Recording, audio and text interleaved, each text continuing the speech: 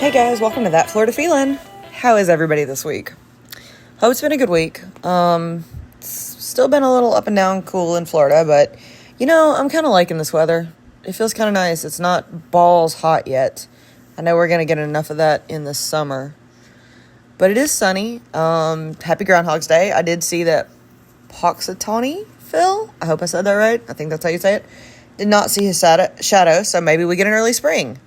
I also saw a bunch of memes about how the St. Augustine Lighthouse didn't see its shadow, so 6 more weeks of sunshine, and Publix didn't see its shadow, so 12 more months of fried chicken. So, everybody's having fun with this day. But in Florida, there's a reason we're called the Sunshine State. So, but I hope everybody's doing good. Thank you to everybody who has interacted with the Facebook, Instagram, Twitter, YouTube, and TikTok pages. YouTube's finally kind of coming along. Finally getting the hang of it. I'm way better at those shorts than those videos. So it's probably just going to be a shorts page. And we're just going to go along with that. But thank you guys. You're simply awesome. Again, as always, thank you for making the podcast successful. I am thinking about doing merch. I did put a poll out there. I know when I say it, when I put the depends, I know it depends on what it would be. I'm thinking like stickers, cups, keychains, not shirts, because that's a whole like sizing issue. What color would you want? What size would you want? Would it be a tank top? Would it be a t-shirt? So I'm thinking like things, not clothes. But I'll put another poll out there. But yeah, that's just something in the works for 2024. Today, though, I'm going to talk about a part of Florida that I absolutely love. It's a part of Florida that's close to my heart. It's really the part of Florida it's the place that really welcomed me to Florida. It's the parts that I got to call home first. And it's really one of the most beautiful. I think it's also one of the most overlooked. It's in the Panhandle. And I'm actually talking about the Gulf Island National Seashore. The Gulf Island National Seashore encompasses part of the Panhandle up towards like Pensacola, Navarre, Fort Walton. Beautiful area. And it is an American national seashore that preserves historic and natural areas, as well as resources along the Gulf of Mexico for the Barrier Islands, as well as Mississippi. And originally Alabama was considered for inclusion, but officially they didn't make it. Poor Alabama. But of course, we're only talking about the Florida ones in this. But the seashore was actually the 8th most visited park of the National Park Service in 2022, and there's a reason for it. It's gorgeous. It's absolutely beautiful. I've been wanting to do this topic for a while, but I got sick, so I had to put it on hold. So this is the time. We're going to talk about literally one of my favorite parks in Florida. I know it's not a state park. It is a national park, but it is amazing. It's full of history. It's full of just beautiful scenery. I love it. So the protected regions in this area include both mainlands and parts of 7 islands. The Florida district of the seashore features offshore barrier islands that has beautiful white sands and absolutely crystal clear waters.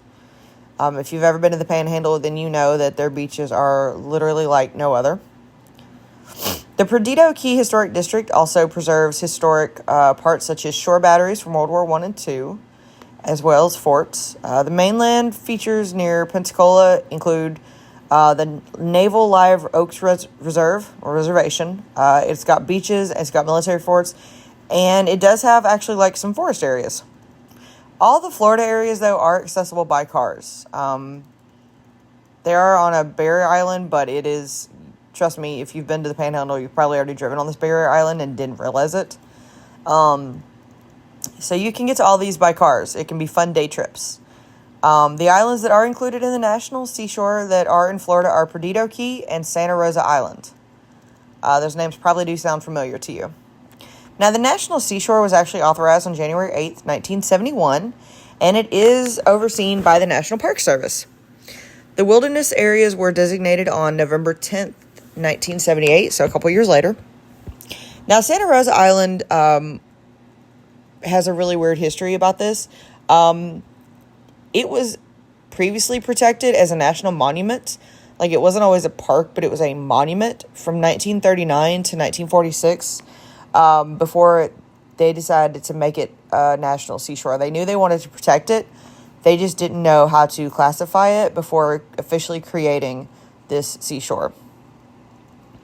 Now, Florida has 6 distinct areas that are set aside for day use in the seashore. The Johnson Beach on Perdido Key, Fort Barn, I've never been able to say this one, Barrancas area on the Naval Air Station in Pensacola, Fort Pickens on the East Pensacola Beach side, Gulf Breeze area on Gulf Breeze, Santa Rosa Island on West Pensacola Beach, and Okaloosa Island near Fort Walton Beach. Most of these will probably sound familiar to you if you've been to the Panhandle. Some of these also might sound familiar to you if you listen to other of my podcast episodes. Santa Rosa Island is a barrier island that is included on the seashore, but it's also home to Pensacola Beach, Navarre Beach, and Okaloosa Island. Those are all located on the island. So if you've ever been to Navarre Beach, this is the beach I'm talking about. If you've been to Pensacola Beach, same thing. It's that beautiful, beautiful beach. Now, Santa Rosa Island was originally explored by the Spanish, probably around somewhere in 1519. They explored it, but it wasn't quite settled by the Spanish until about 1559. So some 40 years later. And of course, yes, 1559 is a few years before St. Augustine. Tristan de Luna had come from Veracruz to set up a new settlement, and they settled in this area. And it really only lasted until 1561, when the lack of supplies and storms, lots of storms, hurricanes, drove them from the area. And they tried to resettle. And this is why they say that people say Pensacola was settled first. Because they did try the area before St. Augustine, but it was pretty much inhospitable between the storms and the supplies and the lack of it was bad, and the natives didn't want them there. They just pretty much left. They didn't even really try again until the Spanish got the area back from the French in 1722. And then they tried again on the islands in November of 1722. The colony of Presidio Isla de Santa Rosa was settled, but then it was hit again by a hurricane in 1741 and again in 1752. And they said, screw this, we're going to go across the bay, resulting in what is now Pensacola. So, they did officially try the island first and moved to Pensacola. Now, Fort Pickens is also built on the island, and that's where the Union soldiers were during the Civil War. Now, Florida was Confederate at that time, and Confederates wanted the Union out of Florida. They wanted them out of this part. Well, they holed up in Fort Pickens, and the Battle of Santa Rosa actually took place at Fort Pickens on October 9th, 1861. The Confederates made a failed attempt to take the fort, and the Union actually officially held it for most of the war. Now, Santa Rosa Island was eventually sold to Escambia County, Florida in 1929, and the county eventually gave the island back to the federal government with the understanding that they would preserve it. They wanted to preserve Fort Pickens. They wanted to turn it into a natural monument. So they knew that it was something that they wanted people to see, for a long time. So it was held on to, and the fort and other parts are now officially part of the Gulf Island National Seashore. Really cool turn of events in history. 2008, 2009, a sunken Spanish ship was actually located and excavated offshore of the area, and the findings confirmed the reports of the Tristan de Luna expedition. So they were actually able to officially confirm that he was in the area and that he did try to settle the island back in the 1500s. So that's kind of cool. Now, of course, I did say there are 2 islands. The other one is Perdido Key. Perdido Key is beautiful. If you've ever gotten to go, you know what I'm talking about. It is the other Florida island that is part of the Gulf Island National Seashore. The key is 15 miles long. It is a barrier island that extends from Pensacola Pass to Perdido Pass. So basically, it kind of goes over to Alabama. Perdido Key is pretty much inhospitable before modern times. It also shows a lot of previous hurricane damage, so there's not much previous human settlements. It doesn't show that people tried to live there. The island doesn't have any sources of fresh water. There's no land food sources, and there's no land for agriculture. So nobody really tried to settle here. The Spanish also really never tried to settle on the land prior to giving it to the U.S. in 1821. I mean, they knew it was just kind of a strip of sand. Now, Fort McRae is on the eastern end of the island, and it was started construction on it in 1831. And the fort was meant to be part of defenses for the Pensacola Bay. And it did stand. It was damaged in the Civil War, and unfortunately was abandoned after the Civil War. And the fort was just kind of lost to time. They kind of just let it go. By the early 1890s, all but one of the archways had kind of fallen into the water, and now the site of the fort is believed to be in the channel in the middle of Pensacola Pass. So, you can still take, kayak and stuff around that area, and you could possibly see it, but you're not going to go, visit where Fort McRae was. It's underwater now. And, of course, due to different hurricanes shifting the waterways, it's probably been underwater for quite a while. Now, 1898 brought construction of two coastal artillery installations, the Battery Center and the Battery Slimmer. Yes, they're two different ones, Center and Slimmer, at where Fort McRae would have been. And they were to the west of the mid-19th century fort on Foster's Bank. So there's actually been a lot of installations on Perdido Key. The batteries were also defenses for Pensacola Bay, and that included also Fort Pickens and Fort Bardacus. And you can actually see the ruins of these batteries on Perdido Key Historic District. There's actually quite a few of them. Now on Perdido Key, there's a beautiful beach. The Rosamond Johnson Beach is also on Perdido Key. The beach has some amazing facilities. There's lots of parking, pavilions, restrooms, water fountains, and showers. And you can literally park and walk right onto the beach. It's a perfect place to hang out. And it's also the perfect place to sometimes see the Blue Angels practice. I can attest to this, as I did see this a few times. They do practice in that area out of Pensacola near the naval station, and you can just see them fly out of there. And it's really cool. You'll just be relaxing, and then there they go. And here they come. And, I mean, that's actually the really cool thing about that whole area on the Gulf Island National Seashore. And I'll talk to you about a couple other places that you can go and just sit and relax. But you really never know what you're going to see. I mean, sometimes you're going to see random pirate ships go by. Sometimes you're going to see boat races. Sometimes you're going to see Blue Angels. Sometimes you're going to see naval ships. Sometimes you're going to see wildlife. Plenty of Florida man. You know, this is a really interesting area. Perdido Key also has a small boat launch that you can launch your kayak or paddleboard from for access to the historical points. Of course, some points are not, you can't go to. You can't, paddle all the way up to the forts. Those waters are off limits. You cannot take a boat launch. You can't do a trailer boat launch off of Perdido Key. It's not big enough. Now, each of these 6 day different areas, they do offer different things depending on what you're looking for in the National Seashore. I don't know why I wrote this so many times knowing I'm going to have to say it. Fort Bardacus is full of history with trails and amazing views and history. The fort is undergoing a little bit of I don't know if it's undergoing from hurricane damage or if it's just dealing with revamping, but it's closed until May 2024. So a couple more months you can visit in 2024, but you can still go over there, but you just can't visit the fort. But when you do, you go and you make an entire day of it. You can learn the fort's involvement in the Civil War, the defenses the fort has, how it was built, and why the dry ditch is such a unique feature to the fort. And this is really a very cool part of history. I definitely recommend going once. It does have a visitor center where you can learn more in-depth history. They also have a self-guided tour as well as a little trail. Fort Pickens is another fort to go for history. Learn about the fort, learn about the area. They have a really cool discovery center where you can collect passport stamps, talk to rangers, view exhibits. They have a film about the park. You can buy souvenirs. They also have a really cool life-saving station. So life-saving stations were built probably, 1800s? And it's one of the more iconic buildings in the National Seashore. This building was originally built as the Santa Rosa Island Life-Saving Station, and it was one of the two very first life-saving stations in Florida. This one was actually home to the Life-Saving Service, so this is their home base. The original structure was a 2-story building topped with an enclosed lookout tower with windows on all sides.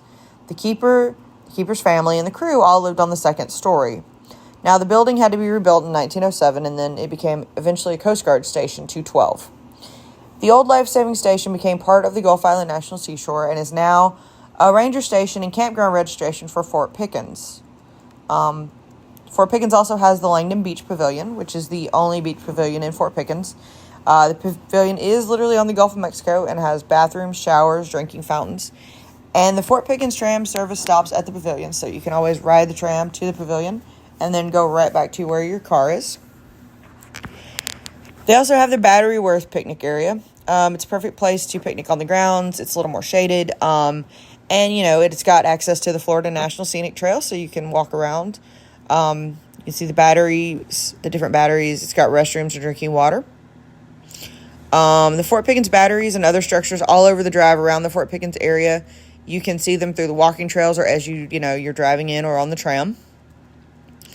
You can learn really a lot about Fort Pickens. You can learn about the history. It doesn't have, I'll be honest, it doesn't have the greatest history. It was built on slave labor. It was also a place on the Underground Railroad, which I find to be really interesting. But the fort wasn't always a happy place. It was also used during the Civil War and the Apache Wars. Prisoners of war were held here, much like Geronimo, and other Apaches were held until the fort became outdated. Now, Fort Pickens does require an entrance fee, but it is open year-round from 8 to sunset. They do not take cash. They do not have any kind of concessions either, so you must bring your own food. You can, however, bring your furry friends, just not to the beach. But you can camp at Fort Pickens, so it's kind of cool because you can spend all day and then, camp overnight. They have campgrounds for hookups or tent sites. You can rent a site for up to 14 days. They do have a website for it, so if you go to the site for Fort Pickens, it'll link you to where you can reserve a campground. The Naval Live Oaks area on the Gulf Islands is actually probably one of the most different from all the other sites. It's actually a wooded area. Looks more like a forest than a beach. It's really not like the rest of it. The Live Oaks features over 7.5 miles of hiking trails. They also have a group campsite that you can rent. It's like a youth group campsite available for reservation that has access to Pensacola Bay. It's got showers, picnic shelters, restrooms, perfect for like youth groups or school groups and things like that. But it does have over 7.5 miles of hiking trails for anybody who just wants to go hiking. It's a really cool area. I never actually got to go to this one, but I do know about it, and I do know a lot of people that went to it, and it's supposed to be really nice. The Okaloosa Day Use area is located between Destin and Fort Walton Beach. All right, now, when I read about this one on the website for the National Seashore, I laughed. Okay, because in one of its sentences, it says it's usually less crowded. That is not true. Okaloosa Island Day Use is between Destin and Fort Walton. Okay, it's crowded. Like, I'll be honest. I mean, most people don't realize this is part of the National Seashore, but it's crowded. I lived in Navarre and I lived in Fort Walton, and I can tell you that if you were on Okaloosa Island, it was probably crowded because it's there. A lot more things are near this one. And while, yeah, the beach is really nice here, there's a lot more things to do around it. So it was not always empty. And honestly, there's always more seagrass over beside it. You can find a boat launch, but there was always more people at this one because it was right off the highway. There was more hotels nearby. So, yeah, it's part of the seashore. Yes, the beaches are beautiful. But yes, this is probably one of the more crowded spots. My favorite are the ones I'm about to tell you about. The Santa Rosa area has the Opal Beach Complex or just random areas off Highway 399. The beach access off Highway 399 or Gulf Boulevard or J. Earl Bowden Way, it really depends on which way you're coming from or however you know it. I used to come over the Causeway in Navarre, and it's Gulf Boulevard. And you would just drive, you'd go past Navarre Beach, and you'd go straight, and you'd go through the gates. And that is the Gulf Island National Seashore. And it's open 24 hours a day. There's no entrance fees, and they're just public beach access. And These are probably some of the most beautiful places I have ever been to. Now, they are just a parking lot and a beach and a trash can. There's no bathrooms. You may or may not see another human being, but it's absolutely worth it. Stay off the dunes. But these are some of the... I've been to the Caribbean, and I will tell you that these beaches rival that. They are beautiful white quartz sand. The ocean is blue-green, clear. You got to see some awesome marine life. You could snorkel. You could see the bottom. And you might or may not see another human being. You could see the sunrise. You could see the sunset. You know, come out at night and see all the little crabs walking around. These are the beach accesses that I would go to. Now, they did get a little crowded from, like, maybe March to August. But I remember going many days, and me and my husband would never even encounter another human being. We used to go play soccer on the beach, and we didn't encounter anybody. And literally, if you're on Beach Gulf Boulevard or Highway 399, whatever you know it is, you can drive from Navarre to Pensacola on this highway, and it's that highway, and there's many, many beach accesses. Not a lot else going on, but yeah, once you get past the houses in Navarre, that's the Gulf Island National Seashore, and it's absolutely gorgeous. You can also go to the Opal Beach Complex off Highway 399. It does require an entrance fee, but they do have, of course, parking, restrooms, pavilions, and showers. That beach is also absolutely just as gorgeous. I recommend it as well, but I like free. I also like less people. So I'm going to tell you the ones that nobody was at. So those were mine. But of course, pack your own food. Leave nothing behind but your feet prints, and have fun. Also wear sunscreen. I got burnt in like 15 minutes. The Gulf Island National Seashore is absolutely a beautiful place, guys. I can't talk about it enough. The beaches are amazing. They're beautiful. They're white sand, crystal clear blue-green waters. You'll see a variety of wildlife, sunrises, sunsets, make some amazing memories. And, of course, the area is in the Panhandle, so it does get cold in the winter. Actually, when we lived there, we had an ice storm in 2014. So it does get cold. So, but it also does heat up quicker than, some other parts of the country. So it does get busy during spring break, and it stays pretty busy during the summer. So after Labor Day, I can say it pretty much dies out until the snowbirds come, but then it's still kind of cold. So honestly, I would say September, October is probably your best bet to visit. Honestly. And then maybe like end of February. Those would be the times I would say really hit up this part of the Panhandle. You can have fun. You'll find some amazing seafood there. Really cool places to visit. And you'll probably see Florida Man.